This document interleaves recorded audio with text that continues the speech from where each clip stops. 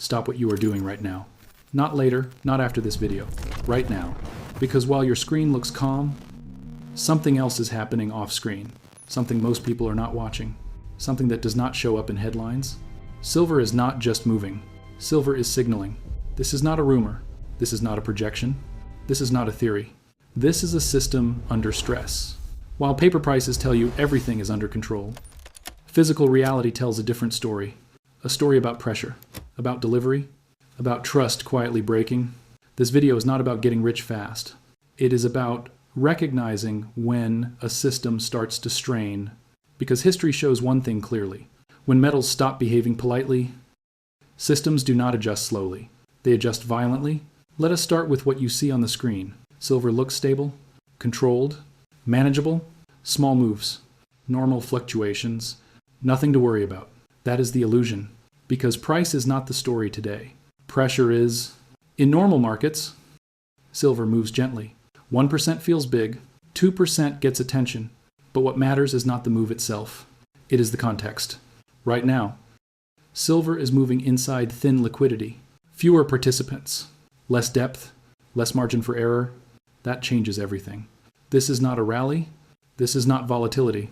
This is stress building inside a system designed for abundance, not scarcity. Think about this carefully. In healthy conditions, paper contracts absorb demand. They smooth out pressure. They keep things orderly. But when demand shifts from price to delivery, paper stops working as a shock absorber. It becomes a magnifier. That is when small price moves start carrying heavy meaning. This is why focusing only on spot price misses the point, because price is the last thing to move. Pressure moves first. Pressure shows up in behavior, in urgency, in willingness to pay more just to secure supply. And right now, behavior is changing. Buyers are not asking, what is the cheapest price? They are asking, can you deliver? That single question changes the entire market structure, because a system built on paper promises depends on confidence. Confidence that supply will always be there.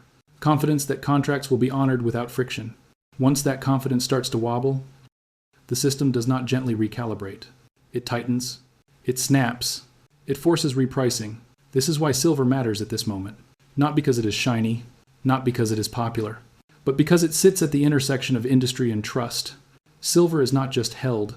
It is consumed. That means supply is not theoretical. It is physical, finite, slow to replace, and when pressure builds faster, then supply can respond. Price stops being a number and starts being a signal, a warning light, right now. That light is blinking. Most people will ignore it. They always do. They will wait for confirmation. They will wait for headlines. They will wait until the move is obvious, but by then, the system has already adjusted. Not politely, not gradually, violently. There are two silver markets operating at the same time. Most people only see one of them. The first one is the paper market. This is the price on your screen. Clean, liquid, efficient. Contracts change hands in milliseconds. No metal moves. No trucks roll. No vault doors open. It feels calm. It feels controlled. It feels safe. The second market does not look like that. The second market is physical. Bars, coins, inventory, delivery schedules. This market does not care about charts. It cares about availability. And right now, these two markets are not aligned. Paper says supply is fine. Physical says supply is tight. That gap is the story. In normal conditions, physical premiums stay small. 1%, 2%, that is healthy. Today, premiums are not behaving normally. Buyers are paying more, not for upside, not for speculation. They are paying more to remove uncertainty. That tells you something important.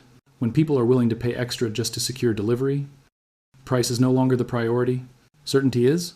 This is where paper starts to lose authority, because paper contracts promise future delivery. Physical buyers want metal now. And when those two timelines collide, the system gets stressed. Here is the rule most investors never learn. In surplus markets, paper sets the price. In deficit markets, physical sets the price. Right now, physical is pushing back. Dealers are not discounting. They are delaying. They are quoting conditionally. That is not a price signal. That is a supply signal. And supply signals are louder than charts. Paper silver can be created instantly. Physical silver cannot. It has to be mined. Refined, shipped, stored. That takes time. When demand accelerates faster than that pipeline, the system does not adapt smoothly. It tightens. This is why watching only spot price is dangerous. Spot price tells you what traders are doing. Premiums tell you what the real world is doing. And the real world is quietly saying the same thing. Availability matters more than price. This is not about fear. It is about function. Industrial users cannot substitute silver easily. Manufacturing does not wait. Contracts do not pause. When silver is needed, it must be delivered. That creates inelastic demand. And inelastic demand does not negotiate politely with paper markets. It bypasses them. This is when paper and physical separate, not slowly, not politely, decisively. And once that separation becomes visible, confidence erodes quickly. Because the entire paper pricing system depends on one assumption: that physical supply will always show up when called. When that assumption gets questioned, everything changes. This is not a rally story. This is not a momentum story. This is a credibility story, and credibility, once damaged, is never repaired quietly. This is where theory ends. And evidence begins because paper can lie.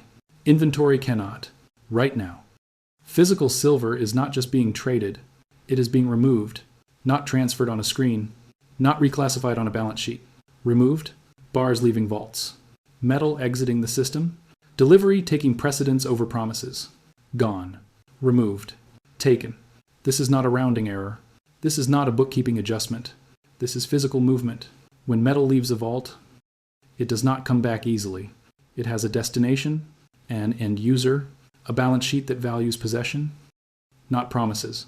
This is the kind of signal paper markets are blind to, because paper assumes metal is always there, available, callable, but physical withdrawals expose the truth. Supply is not infinite, flow is not guaranteed, and timing matters. Once physical metal starts moving out faster than it moves in, pressure builds silently, no headlines, no alarms, just tightening. This is how stress accumulates inside commodity systems. It does not announce itself. It reveals itself. Every bar removed reduces optionality. Every shipment completed narrows flexibility. And flexibility is what paper markets rely on. The moment flexibility disappears, the system changes behavior. Delivery terms tighten. Quotes become conditional. Timelines stretch. This is not speculation. This is logistics. And logistics does not care about sentiment. Here is the mistake most investors make. They assume inventory levels are static. They assume metal circulates freely. It does not. Once physical silver is absorbed by industry or long-term holders, it is effectively locked. It does not trade. It does not lend. It does not arbitrage easily. That is why physical withdrawals matter more than price ticks. They tell you what is happening behind the screen. They tell you confidence is shifting. Because institutions do not remove metal unless they believe possession matters more than yield. That is a psychological shift. And psychological shifts precede structural breaks. Paper markets are built on rollover, on trust that obligations can be extended, deferred, netted. Physical markets are final. Once metal leaves, the transaction is complete. There is no rollover in reality. This is why physical stress does not show up gradually. It shows up suddenly. One day, everything looks fine. The next day, availability disappears. This is not a prediction. This is how commodity stress always unfolds. First, inventory drains quietly. Then, premiums rise. Then, delivery timelines stretch. Then, confidence cracks. By the time price reacts, the damage is already done. This is why watching vault movement matters more than watching charts. Charts tell you what traders believe. Vaults tell you what buyers know. And right now, buyers are choosing certainty over convenience. That choice changes everything. Because a system designed for paper abundance cannot survive physical scarcity without repricing. Not politely, not gradually, violently. In a normal market, this problem solves itself. That is what the textbooks say. Price gaps appear, traders step in, metal flows, gaps close, clean, efficient. Predictable? The arbitrage playbook is simple. Step 1, buy silver where it is cheap. Step 2, ship it to where it is expensive. Step 3, deliver the metal. Step 4, collect the spread. That mechanism is supposed to keep markets aligned. So when prices diverge, the question is not why there is a gap. The question is why it is still there. Because right now, the gap is not closing. And that tells you something is broken. The metal is not flowing fast enough. In some cases, It is not flowing at all. This is where theory collides with reality. Shipping takes time. Insurance costs rise. Refining capacity is limited. You cannot create physical silver on demand. When demand accelerates, the supply chain does not sprint. It crawls.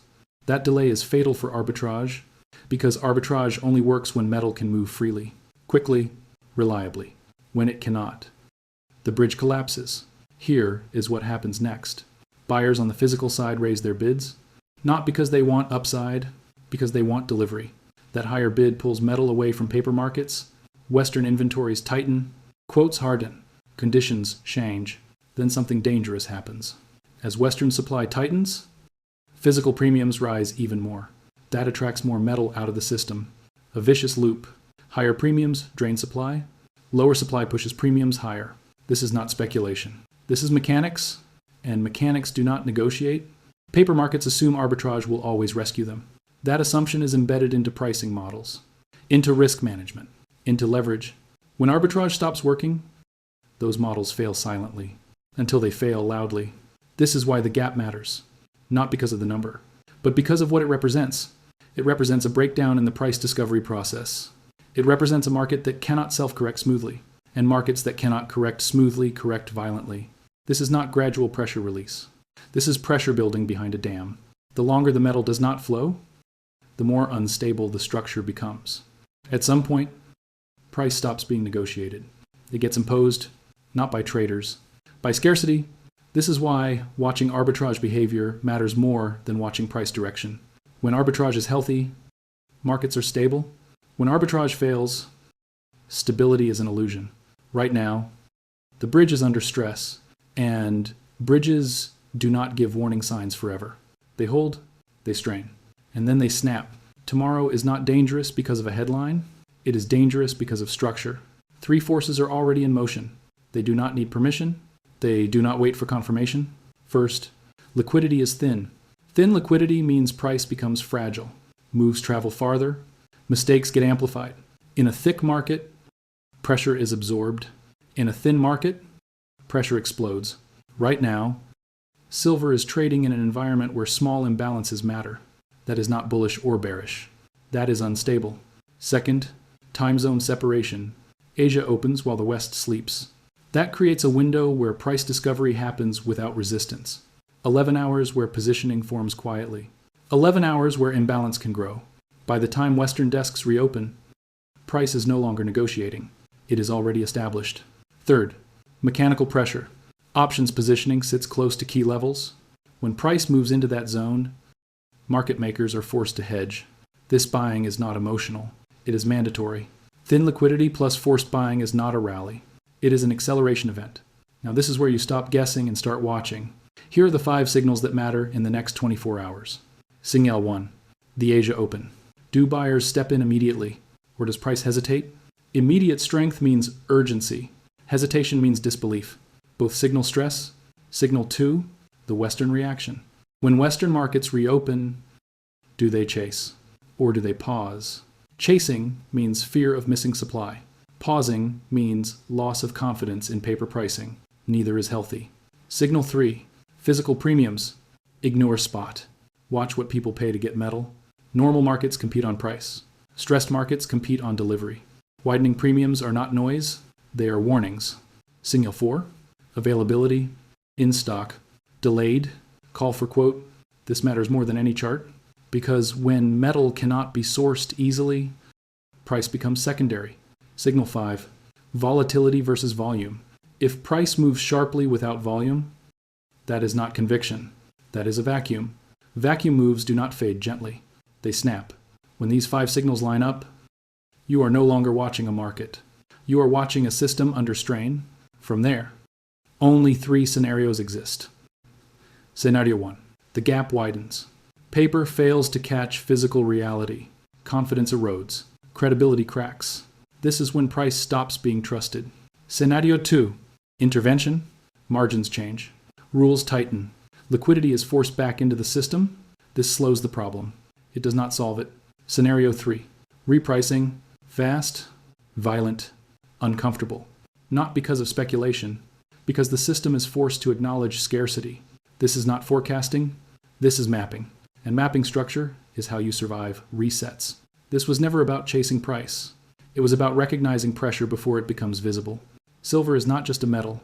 It is a test of trust, a test of delivery, a test of whether paper promises can still stand when reality tightens. When markets are calm, paper sets the price. When systems strain, physical takes control. The question is no longer how cheap silver can get. The question is whether it can still be delivered without friction. Watch carefully. Because when scarcity shows itself, markets do not adjust politely. They reset, quietly at first, then all at once.